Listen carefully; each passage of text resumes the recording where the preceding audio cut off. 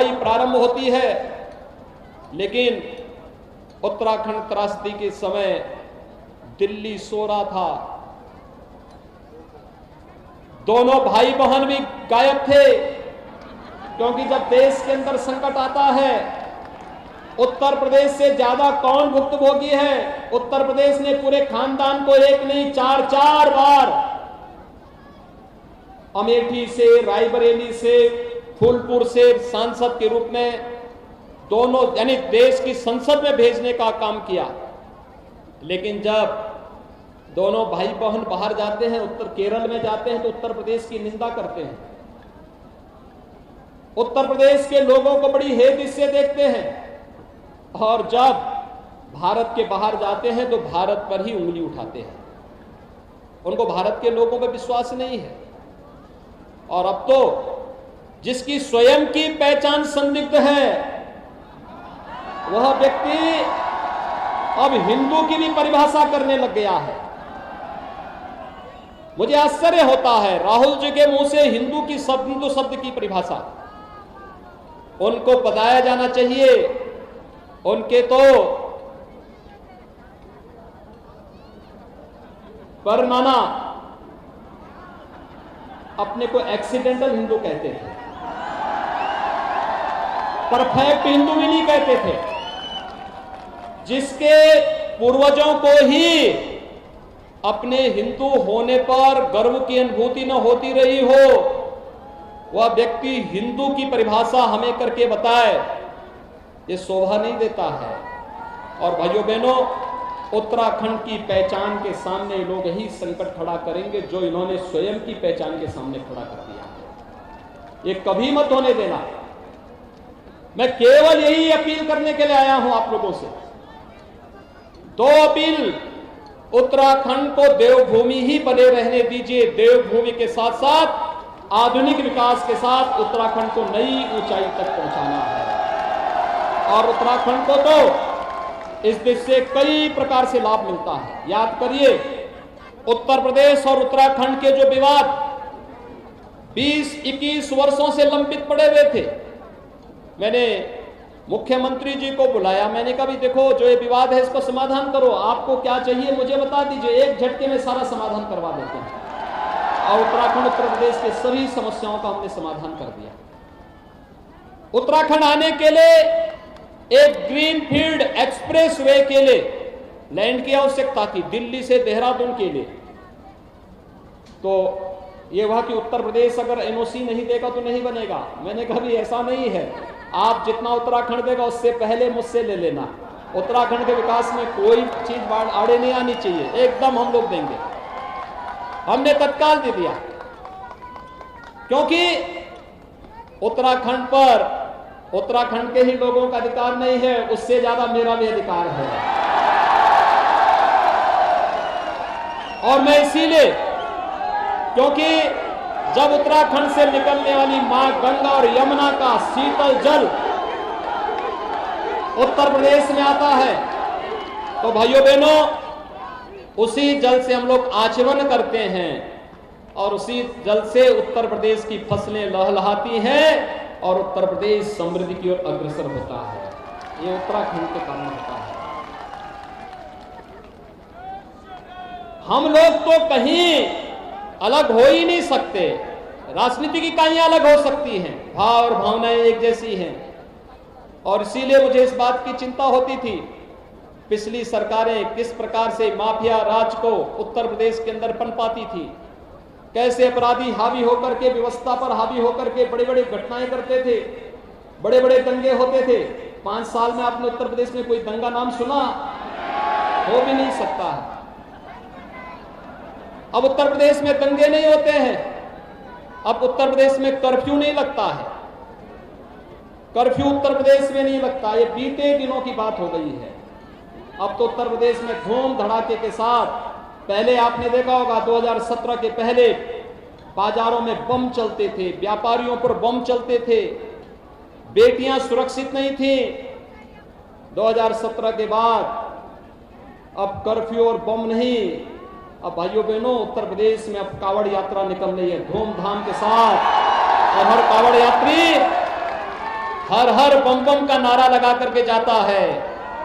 और मैं सरकारी हेलीकॉप्टर भेजता हूं, मैं कहता हूं वे कांवड़ यात्रा में पुष्प वर्षा करो, पूरी सम्मान के साथ इनको जाने दो, कोई रोक टोक नहीं, आस्था के साथ कोई खिलवाड़ नहीं। आज आप देख रहे होंगे उत्तर प्रदेश के अंदर राम जन्मभूमि पर भगवान राम के भव्य मंदिर निर्माण के लिए, मुझे याद है जब 1990-91 में जब राम जन्मभूमि का आंदोलन चल रहा था, मैं इसी कोटद्वार में पढ़ाई कर रहा था तब, और यहीं कोटद्वार के झंडा चौक में बड़ी बड़ी सभाएं आयोजित होती थी।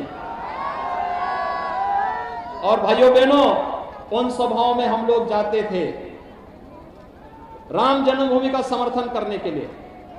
यह आशंका हमें भी रहती थी कि हम लोग राम जन्मभूमि के लिए आंदोलन आज तो कर रहे हैं, क्या ये सफल हो पाएंगे? गोली चल रही है, निर्दोष कार भक्त मारे जा रहे हैं, बोला जा रहा कि परिंदा भी पर नहीं मार सकता। लेकिन कौन जानता था कि उत्तर प्रदेश का मुख्यमंत्री मैं ही बन जाऊंगा और ईश्वर मुझे ही यह सौभाग्य देगा कि प्रधानमंत्री मोदी जी के कर कमलों से अयोध्या में भगवान राम के मंदिर का शुभारंभ करने का अवसर मुझे ही प्राप्त होगा। लोग कहते थे कि अयोध्या में राम मंदिर के पक्ष में फैसला आएगा, खून की नदियां बहेंगी। मैं कहता था देखो भाई, मच्छर भी नहीं मरने वाला उस दिन, कुछ नहीं होने वाला है, बहुत शांतिपूर्ण दिन रहेगा। आपने देखा होगा उत्तर प्रदेश के अंदर इतना बड़ा राज्य है, 25 करोड़ की आबादी है, सामान्य दिनों में घटना हो जाती है, लेकिन उस दिन मैं आपको सही बताऊं, उत्तर प्रदेश के इतिहास में इतना शांतिपूर्ण दिन कोई नहीं था जिस दिन अयोध्या में राम जन्मभूमि का फैसला आया था।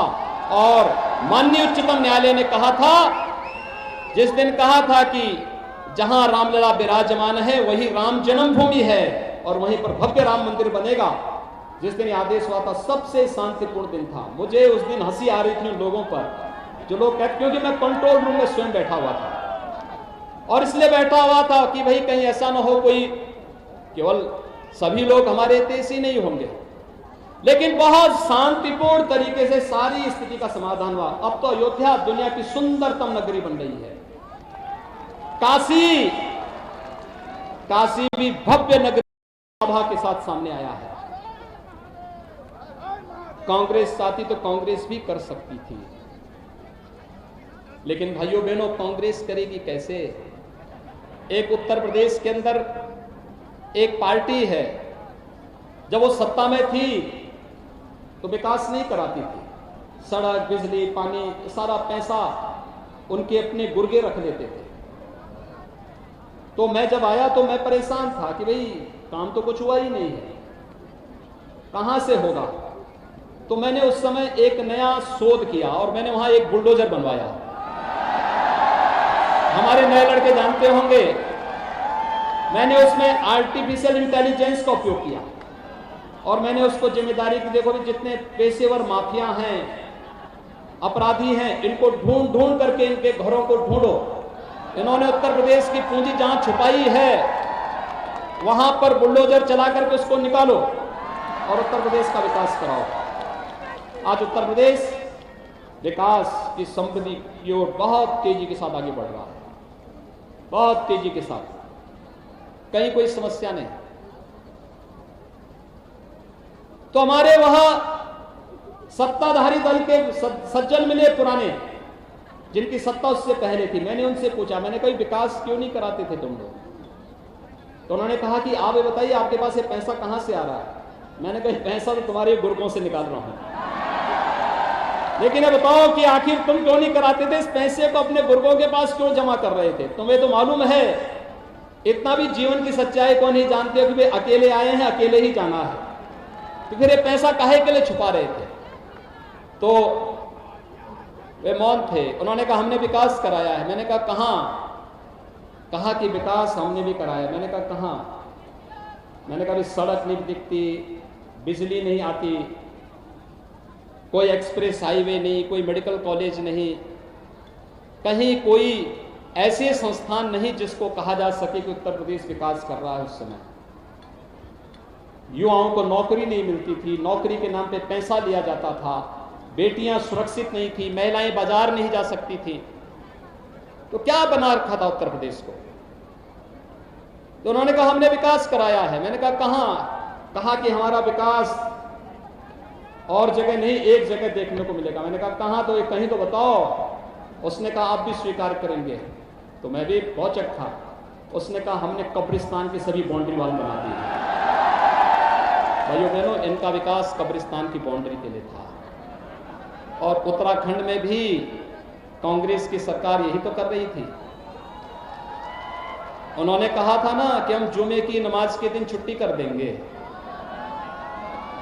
अब उत्तराखंड में भगवान बद्री विशाल की आरती न हो, मां गंगा की आरती न हो, भगवान केदारनाथ की आरती न हो, और जुमे की नमाज के दिन लोग छुट्टी करेंगे, तो आपको पहचान दे दिए। फिर तो ये उत्तराखंड को यही पहचान दे रहे हैं। और इसलिए इन लोगों से सावधान रहने की आवश्यकता है। देवभूमि के प्रति लोगों के मन में अगाध श्रद्धा है। प्रधानमंत्री मोदी जी के नेतृत्व में उत्तराखंड में पुष्कर सिंह धामी जी मुख्यमंत्री के रूप में, हमारे चुने गए जो विधायक गण हैं, अगर उत्तराखंड सरकार प्रधानमंत्री मोदी जी के विजन के अनुरूप कार्य कर पाई, इसलिए क्योंकि उत्तराखंड में वे संभावनाएं थी और डबल इंजन की सरकार थी। उत्तर प्रदेश से कोई बाधा नहीं आने देते थे, कोई किसी प्रकार की बाधा नहीं। आप सोचिए उत्तर प्रदेश में किसी दूसरे दल की सरकार होती, इन सड़कों को बनने ही नहीं देते, सामान नहीं आने देते, तमाम प्रकार की बाधाएं खड़ी करते। आखिर समाजवादी पार्टी की सरकार के समय तो रामपुर की घटना घटित हुई थी, मुजफ्फरनगर की। किस बेरहमी के साथ उत्तर प्रदेश की माताओं बहनों के साथ घटनाएं घटित हुई थी। अगर भारतीय जनता पार्टी की सरकार होती, क्या ऐसा अमानवीय व्यवहार होता? लेकिन क्योंकि वहां उस समय ऐसी बर्बर सरकार थी जिसके मन में मानवीय संवेदना नहीं थी, वे लोग उसी प्रकार के संस्कार से रसे बसे हैं, इसलिए ऐसा कार्य करते हैं। पेशेवर माफिया अपराधियों को पालते हैं, उन्हें अपना शागिर्द बनाते हैं, जनता का शोषण करते हैं, लूटते हैं। कोई विजन विकास का नहीं है। और भाइयों बहनों, आज मैं आप सबसे अपील करने के लिए आया हूं। देखिए, यहां पे रितु खंडूड़ी जी को भारतीय जनता पार्टी ने प्रत्याशी बनाया है। उत्तराखंड के इतिहास की जब बात होगी तो जनरल खंडूड़ी जी के मुख्यमंत्री कार्यकाल का भी लोग बहुत स्मरण के साथ याद करेंगे। विकास का जो विजन उत्तराखंड को उन्होंने दिया था, सड़क परिवहन राजमार्ग मंत्री के रूप में उत्तराखंड की सभी सड़कों को 4 लेन 2 लेन के साथ जोड़ने, नहीं तो कोटद्वार से नजीमाबाद जाने के लिए बरसात के समय आवागमन बंद हो जाता था क्योंकि पानी आ जाता था। आज तो पुल है। ये किसकी देन है? खंडूड़ी जी की देन। विकास का विजन, एक विकास का विजन उत्तराखंड को दिया था खंडूड़ी जी ने। और विकास के इस विजन के साथ आज श्रीमती रितु खंडूड़ी जी आपके बीच में कोटद्वार से। पिछली बार वे यमकेश्वर से विधायक थी, मैं तब भी गया था। इस बार यहां पर उन्हें भारतीय जनता पार्टी ने अपना प्रत्याशी बनाया है और यमकेश्वर से श्रीमती रेणु बिष्ट जी को अपना प्रत्याशी बनाया है। यमकेश्वर में पिछली बार में यमकेश्वर में ही मेरी पहली सभा हुई थी और यमकेश्वर विधानसभा सीट से श्रीमती रेणु बिष्ट जी को उन्होंने भारतीय जनता पार्टी ने अपना प्रत्याशी बनाया है। भाइयों बहनों, देवभूमि के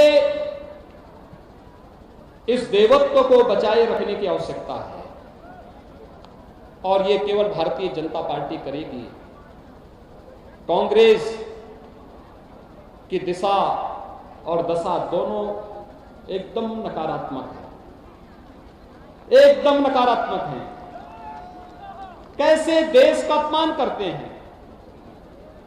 कश्मीर के मुद्दे पर अभी देखा होगा आपने श्री राहुल गांधी जी का बयान। कश्मीर के मुद्दे पर भारत सरकार की नीति का दुनिया के अंदर पाकिस्तान के अलावा किसी भी देश ने विरोध नहीं किया। पाकिस्तान ने विरोध किया था क्योंकि पाकिस्तान कश्मीर के माध्यम से देश के अंदर आतंकवाद फैलाने का षड्यंत्र 1947 से लगातार कर रहा है।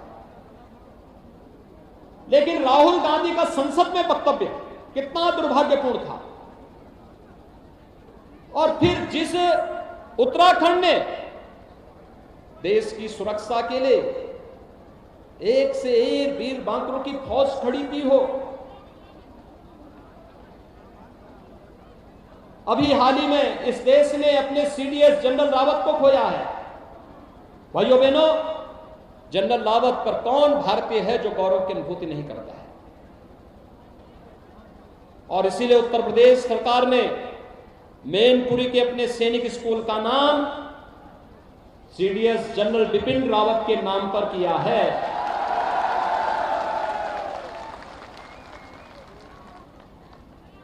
क्योंकि उन्होंने वो देश के लिए जिए थे।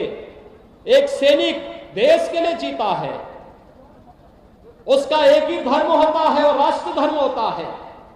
और उसी राष्ट्र धर्म के साथ आपको जोड़ने के लिए मैं आपके बीच आया हूं। भारतीय जनता पार्टी ने उत्तराखंड में फिर से सरकार बनानी है। उत्तर प्रदेश में सरकार बनाने से अब मुझे नहीं लगता है कि कोई किसी प्रकार की बाधा है। उत्तर प्रदेश तो 300 से अधिक सीट पाएगा, कोई संदेह नहीं होना चाहिए। मैं यहां से फिर अभी उत्तर प्रदेश के ही प्रचार में जा रहा हूं। हमारे भी दूसरे चरण का मतदान आज शाम को 6 बजे बंद हो जाएगा।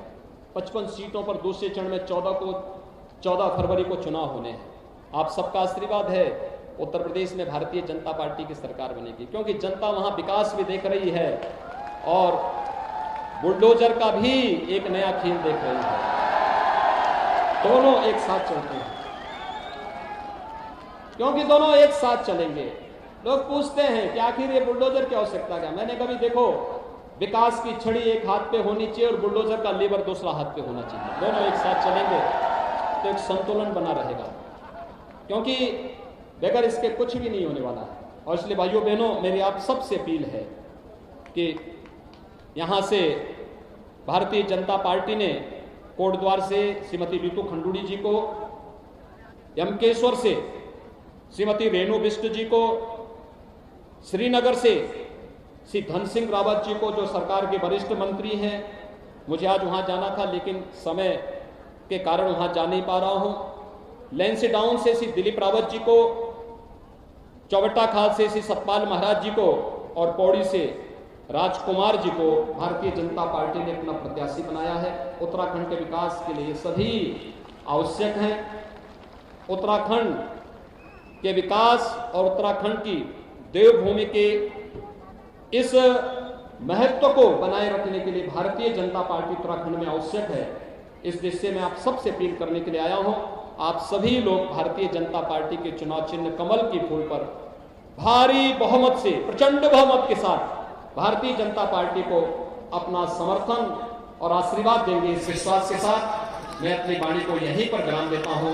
धन्यवाद। जय श्री राम।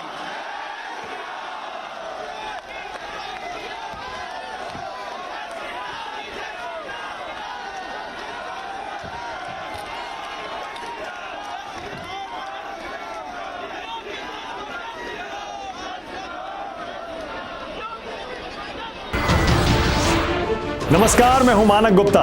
अगर आपको हमारा ये वीडियो पसंद आया हो तो इसे लाइक और शेयर जरूर करें।